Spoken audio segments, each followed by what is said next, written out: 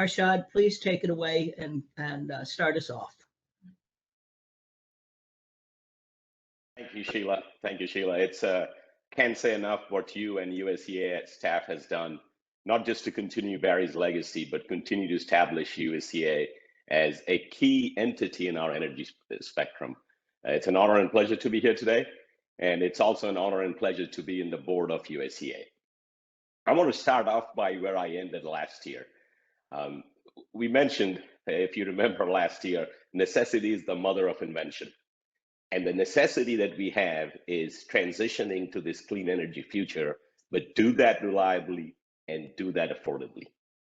And just over last year, I would say that has intensified considerably. And while some of you and some of us may be pessimistic because we saw early indication of last year emission going up by 6%, from personal EPRI's point of view, and I think from an industry's point of view, things that has happened last year presents a very, very optimistic picture of our journey towards a clean energy transition. We had, globally, we had aspirations for clean energy.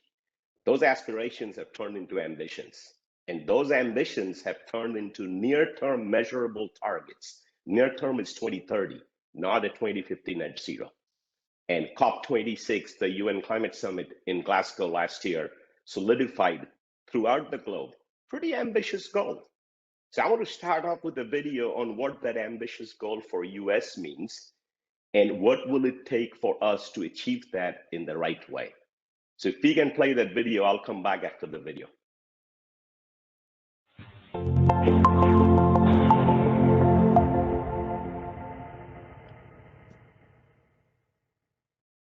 The Electric Power Research Institute is examining the pace of U.S. carbon emission reduction based on the goal of cutting economy-wide emissions in half by 2030.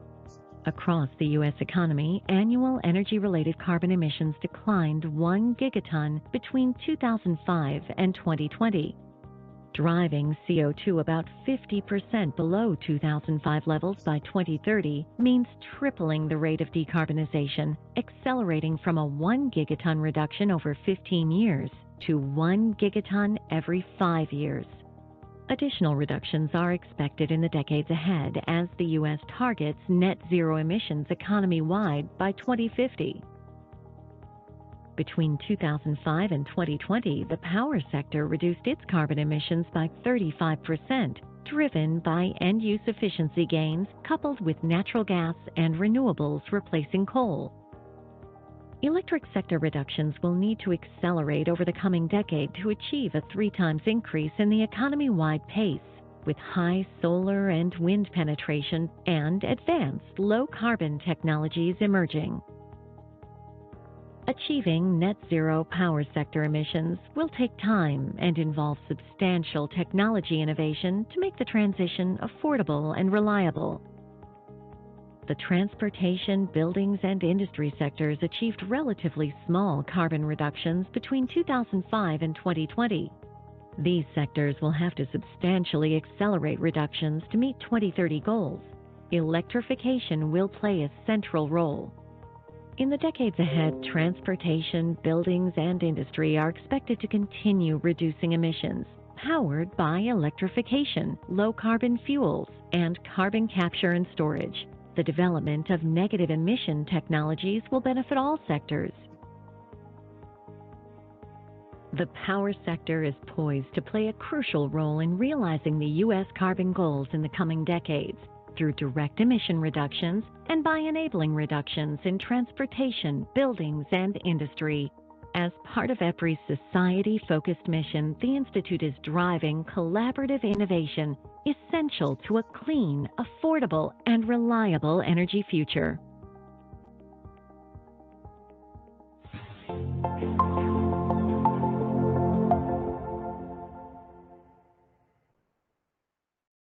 So I think what you saw in the video clearly shows the challenge, or as we call the opportunity, just got harder.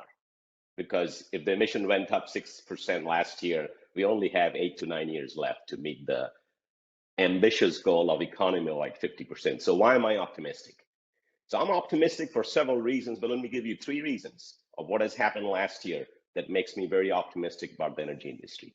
First, there is a clear realization, not just in US, but globally, that resiliency and affordability will be key for this transition. Last year around this time, early February, you had the unfortunate event in Texas.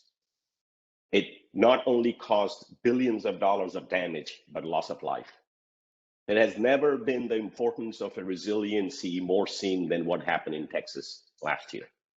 What happened in Europe over the last quarter, summer to spring, summer to fall, was a clear indication it was a wind drought. The wind drought resulted in energy prices doubling, sometimes tripling. And both these events are a clear indication that as we are changing to this clean energy transition, our weather is also changing. And we have to factor in weather, the new weather normal, more extreme weather, more frequently in all our planning process. That realization is extremely important because as electricity will be the tip of the spear of the decarbonization, ensuring that electricity remains affordable and reliable for all will drive this transition. And what happened in Texas and what happened in Europe is really not because of the clean energy transition. It is we have not come up with a new planning paradigm for energy resources for extreme weather. We didn't account for 50% loss of generation that could happen on a single event. We didn't account for in our planning process that wind may not be there or at a lower amount for weeks and months. So excited to see NERC, National Labs, EPRI, and the industry coming together on this resource adequacy project last year. And the focus of the project is, what is this new planning paradigm? So I think that's one optimism, is the growing realization of the importance of resiliency and affordability. What's the second optimism? A clear realization that wind and solar will play a huge role in this transition. Our model shows 3x to 4x. That's 600 to 800 gigawatt of wind and solar in the US, but we need a balanced portfolio.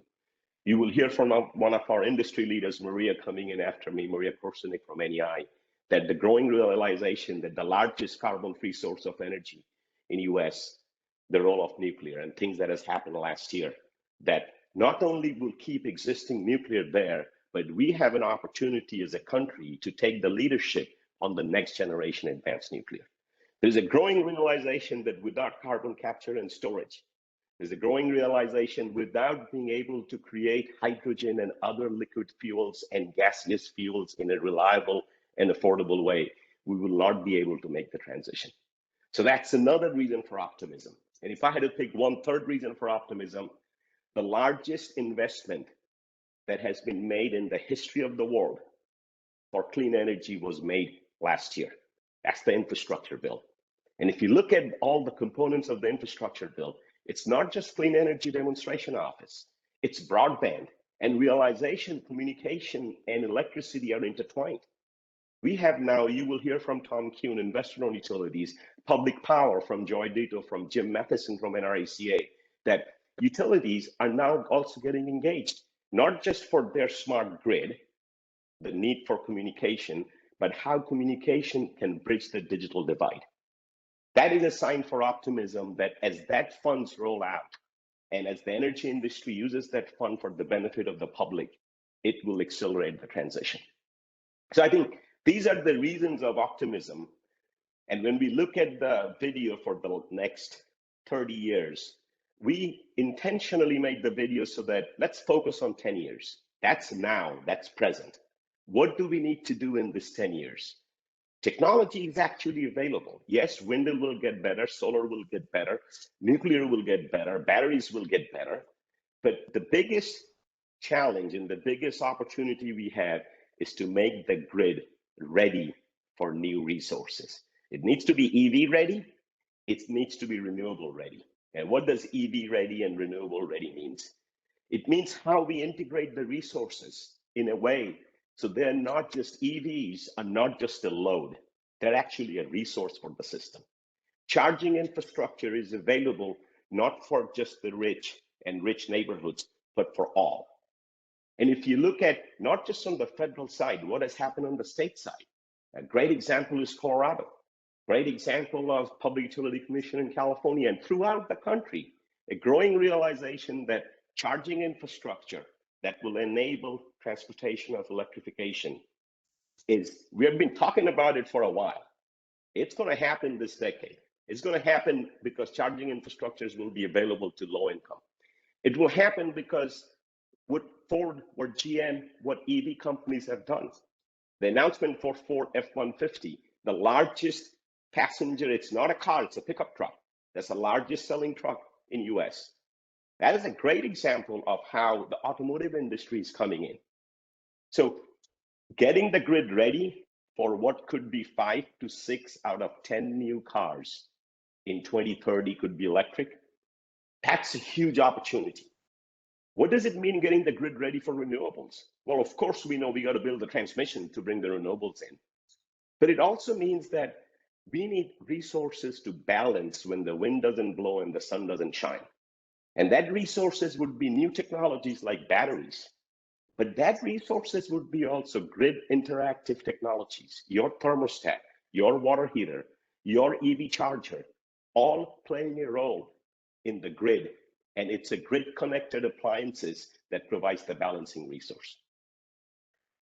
If we do those two and many other things, we have a clear line of sight to continue to reduce emission, not just from the power sector, but also from buildings, from industry, and of course, from transportation. And if you look at the last part of the video, what you see is, so what do we do? Let's say we're in 2030, we're having a USEA State of Energy Forum. And let's assume optimistic that US emission has gone down by 50%. Let's just assume that we did all the right things. Well, what do you do with the next 50%? That's where technology innovation becomes imperative, because what we have today will not take us there tomorrow for net zero. And I'm very optimistic to see that there is a clear realization in this country and globally that the innovation that is needed for this next decade's technology needs to start at earnest today. This is the decade we'll take the moonshot so that we are creating clean molecules from renewables. We are creating clean molecules from fossil fuel through carbon capture. We are using biogas. We are using other technologies, advanced nuclear, that will not just provide electricity, it's beyond electricity. It's hydrogen, it's heat. And not just the infrastructure bill. I mentioned about the Low Carbon Resource Initiative, our partnership with GTI, Gas Technology Institute. It has blossomed into more than 50 energy companies worldwide have committed to this transition. And we had our first opportunity last year. The first opportunity maybe in the world, for sure in the US, that a commercially operating gas turbine, and this is a commercially operating more than 10-year-old gas turbine in Brentwood, New York, would actually be running with a combination of natural gas and hydrogen. And the hydrogen blending will go up from 5, 10, 15, 20, 30%. This is not just a demonstration for the sake of demonstration. This is a demonstration that allows us to make sure that this transition is done thoughtfully. This transition is done with the right engineering, right economics. So if you look at what's happening this decade or the innovation that we need for next decade, if you look at the realization that resiliency and affordability will be the key factor for clean energy transition. If you look at the infrastructure bill, the largest single investment that will be made on clean energy, you cannot be optimistic. So with that, I'm going to conclude my remarks. I'm going to pass it on to Sheila, but once again, thank you so much for the opportunity to speak today. Arshad, do you have time for a couple questions? I sure do, Sheila. All right. The first is, given the political constitutional structure of this country, how do we get this to happen? How do we get everybody moving forward, understanding that we have regulatory commissions, we've got state energy commissions, we've got interactions with Canada, we've got interactions with Mexico, we have those who are pro-gas, or those who are pro-coal, or others who are pro-strictly electric. How do we get everybody on the same page? How do we preach in a way that brings in the congregants? That's a great question for Tom Kuhn coming up from EEI, and Joy Ditto from APPA, and Jim Matheson. They are in the policy world. Here's where we come from. This drive will happen not just because of policy, not just because of federal policy. That's what customers want. That's what the financial community wants. And if we come together, and signs of coming together is clear. Broadband and electric utilities are coming together, two different regulatory structure. If you look at what's happened in state, they're coming together on this opportunity for transportation electrification. And I think if we bring the people together, it will happen. And to bring the people together, the society together, our guiding principle has to be energy needs to be even more affordable than it is today. And energy needs to be even more resilient for the weather of the future. Thank you, Arshad. And as far as artificial intelligence goes, and how the role that AI will play in accelerating this new vision for how we get energy, could you just give us your insights on AI? I sure will, and encourage all of you, just type EPRI.ai and you will see what's happening in the AI initiative with the whole industry. I mentioned the grid needs to be EV ready, the grid needs to be renewable ready. I also mentioned the role communications will play in making that happen. But it's not just communication. We are seeing sensors that are becoming ubiquitous. We're seeing communications that's available everywhere, broadband. So this industry will continue to rely on data and data-driven decisions in a much more engaged way than we have done in the past. And that's where artificial intelligence comes in. The biggest opportunity on artificial intelligence we have come up with 5 grand challenges. Let me talk about just 2 quick grand challenges. The one, this new world of the grid-connected appliances, grid-connected EV charging infrastructure, microgrids, will require thousands, millions of elements, not just some central power plant that needs to be coordinated together. AI allows us to run this grid with all these different parameters. Let me talk about another great example. While we are making this transition, we have more than $1 trillion infrastructure that has been invested. We need to make sure we continue to run them reliably, affordably, and safely. Images, data, image recognition, all these AI technologies are automating inspection, are automating the way we inspect our asset throughout transmission, distribution, generation, even on customer side. So how we use AI to make us more reliable, the infrastructure that we have today, and how do we use AI to make this transition to this EV ready and renewable ready grid? I think those are 2 great opportunities that we have for the industry to make this transition. Arshad, as you look around the world, obviously the U.S. is moving forward pursuant to your leadership and vision, and other members of USEA and their leadership and vision. But what about the rest of the world? So much of the CO2 is being emitted from countries over which we have no say, no input really, and which have massive cleanup problems, let alone going into this brave new world of extremely high-tech complex systems. So if you look at the ambitious targets that I mentioned that came out of COP26, it was more than 100 countries. And so it was pretty broad. But just like in the US, this transition needs to be equitable. Environmental justice needs to play a key role in this transition. Worldwide, the transition needs to be equitable. I was born in Bangladesh. That's where I came from. They're one of the lowest lying nations and will be impacted by sea level rise first. They'll need help from others to make the transition. Countries like those throughout the world are at an early stage of their economic development where US was 30, 40 years ago. So they will need energy, but hopefully they will be able to leapfrog and they will be able to use clean energy and less energy through energy efficiency to make the transition. And I think we all, as developed countries, will need to step in to make that happen. Thank you so much, Arshad. That is certainly our goal at USEA by deploying with the amazing support and help of USAID and state and energy, U.S. tax dollars at work to try and do good in the world. And we are pursuing your vision of what the future should be. Thank you so much. Thank you, Sheila. Real honor to have you with us. Pleasure is mine.